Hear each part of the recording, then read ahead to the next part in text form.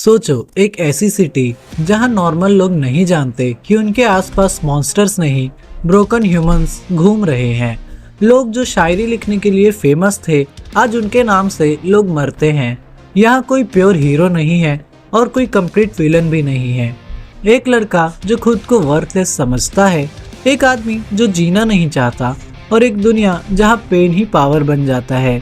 ये सिर्फ एक एक्शन एनिमे नहीं है, ये एक साइकोलॉजिकल चेस गेम है जिसका नाम है बुंगो स्ट्रे डॉग्स। बुंगो स्ट्रे डॉग्स एक सुपरनैचुरल एक्शन एनिमे है जो योकोहामा सिटी में सेट है। इस दुनिया में कुछ लोग होते हैं जिन्हें कहते हैं एबिलिटी यूजर्स, यानी ऐसे लोग जिनके पास नॉर्मल ह्यूमन से कहीं ज्यादा पावर्स होती है। पर ट्विस्ट ये है कि ये पावर्स रैंडम नहीं होती। हर एबिलिटी यूजर का नाम रियल लाइफ फेमस राइटर्स और पोइट्स के नाम पर होता है और उनकी एबिलिटीज उनके लिटरेचर से इंस्पायर्ड होती है, जैसे कि नो लॉन्गर ह्यूमन, राशोमन और क्राइम एंड पनिशमेंट। इस दुनिया को कंट्रोल करने के लिए 3 मेजर फोर्सेस हैं। पहली, आर्म डिटेक्टिव एजेंसी जो सिटी को प्रोटेक्ट करती है। सेकंड, पोर्ट माफिया जो डार्कनेस से रूल करती है।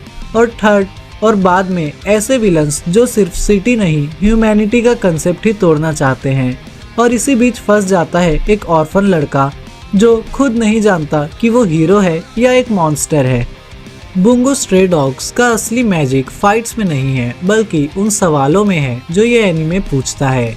अगर तुम्हारी पावर्स तुम्हें जिंदा रखे पर तुम जीना ही ना चाहो, तो तुम हीरो कहलाते हो या फिर विलन? और इसी सवाल के जवाब के साथ शुरू होती है हमारी स्टोरी। एनिमे की शुरुआत होती है एक शॉकिंग सीन से। आत्सुशी रिवर के आसपास भूखा, बेघर और ब्रोकन बैठा होता है और अचानक से वो एक आदमी को पानी में डूबते हुए देखता है। वो आदमी होता है ओसामू डाजाई। वो कैजुअली बोलता है, फिर से मेरा सुसाइड अटेम्प्ट फेल हो गया। और ये सीन इंस्टेंटली टोन सेट कर देता है, डार्क ह्यूमर, साइकोलॉजिकल डेप्थ और अनप्रेडिक्टेबिलिटी का। यहीं से आत्सुशी की लाइफ चेंज हो जाती है। जब आत्सुशी को रियलाइज होता है कि वो ही व्हाइट टाइगर है जिसको सिटी में टेरर के लिए ब्लेम किया जा रहा है, तब हमें मिलता है उसका फर्स्ट अनकंट्रोल्ड ट्रांसफॉर्मेशन। इस सीन में हमें पता चलता है कि डर गुस्से से ज्यादा भयंकर है और ट्रॉमा पावर से ज्यादा और सेल्फ हेट्रेड डिस्ट्रक्शन से ज्यादा। ये सीन दिखाता है कि सबसे डेंजरस पावर वो होती है जिसे आप कंट्रोल नहीं कर सकते।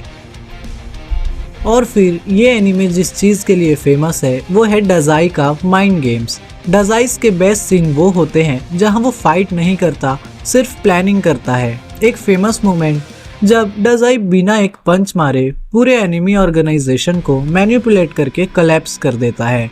वो हमेशा 10 स्टेप्स आगे की सोचता है और एनिमीज को उनकी ही गलतियों से हरा देता है। इसलिए फैंडम मानता है कि Dazai fights with brain, not the fist. और फिर हमें इस एनिमे का फर्स्ट मेजर क्लैश देखने को मिलता है आकुटागावा और आत्सुशी के बीच। ये फाइट सिर्फ एक्शन नहीं है, ये आइडियोलॉजीज का कलाइजन है। Rashomon versus white tiger, shadow versus light. इस फाइट के बाद ऑडियंस समझ जाती है कि ये राइवलरी सीरीज के एंड तक चलेगी। और फिर हमें इस एनिमे का मोस्ट लव्ड इंसिडेंट देखने को मिलता है जिसका नाम है Dazai and Chuuya past arc. Season 2 का ये आर्क बुंगो स्ट्रे डॉग्स का टर्निंग पॉइंट है। यंग डाजाई और चुया, पोर्ट माफिया के deadliest duo as known as Double Black, gravity plus nullification का कॉम्बो पूरे सिटी को हिला देता है। बट सबसे पावरफुल मोमेंट तब होता है जब चुया ब्लाइंडली डाजाई पर ट्रस्ट करता है और डाजाई उसका ट्रस्ट को कभी तोड़ता नहीं। इस आर्क के बाद डाजाई के जोक्स और डार्कर लगने लगते हैं क्योंकि हम सब उसका पास देख चुके होते हैं। और फिर एक सीन आता है जो कि फेमस है योसानोस हीलिंग सीन से। ये सीन है जहां योसानो एनिमी को हील करती है, लेकिन उससे पहले उसको नियर डेथ पेन से गुजारती है। ये सीन डिस्टर्बिंग है पर सिंबॉलिक भी। हीलिंग पेनलेस नहीं होती है। फिर होती है फ्योडोर की एंट्री, जहां से ट्रू डार्कनेस की शुरुआत होती है। फ्योडोर का इंट्रो सीन पूरे एनिमे का टोन चेंज कर देता है। No shouting, no flashy power, सिर्फ काम स्माइल और मास डिस्ट्रक्शन। वो प्रूव करता है कि सबसे डेंजरस वो लोग होते हैं जो खुद को राइटियस समझते हैं। फ्योडोर का हर डायलॉग फिलॉसफिकल, चिलिंग और मॉरली कंफ्यूजिंग होता है। और फिर हम देखते हैं prison arc and mind battles.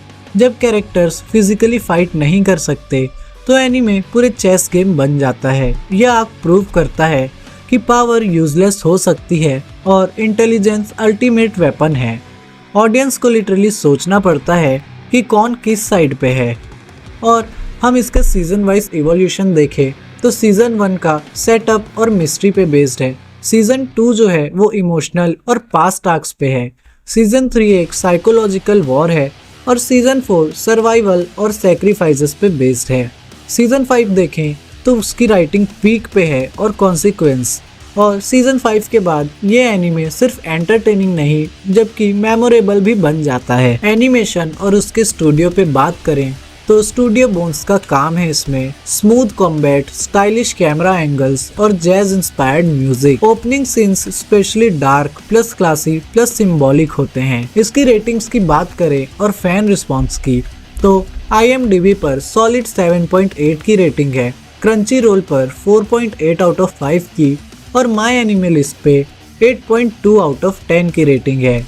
और फैंस भी इस रेटिंग से एग्री करते हैं और इसकी स्टार्टिंग स्लो होती है बट लेजेंडरी पे ऑफ है। अब इस एनिमे को लेके कुछ ऑनेस्ट क्रिटिसिज्म भी हैं, जैसे कि बहुत सारे कैरेक्टर्स हैं जिनको लेके इनिशियली कंफ्यूजन हो जाता है, बहुत हैवी डायलॉग्स हैं और ये कैजुअल एनिमे वॉचर्स के लिए भी नहीं है। बट अगर तुम death note plus action plus psychology चाहते हो तो ये एनिमे तुम्हारे लिए ही बना है। बुंगो स्ट्रे डॉग्स एक एनिमे नहीं है, ये एक एक्सपीरियंस है। ये सिखाता है कि पेन को कैसे स्ट्रेंथ बनाया जाता है, इंटेलिजेंस कितनी भी डेंजरस हो सकती है और हीरो हमेशा वाइट नहीं होता। अगर तुमने अभी तक बुंगो स्ट्रे डॉग्स नहीं देखा तो एक इंटेलिजेंट मास्टरपीस को मिस कर रहे हो। कमेंट करो तुम्हारा फेवरेट सीन कौन सा था और मिलते हैं नेक्स्ट एनीमे ब्रेकडाउन में।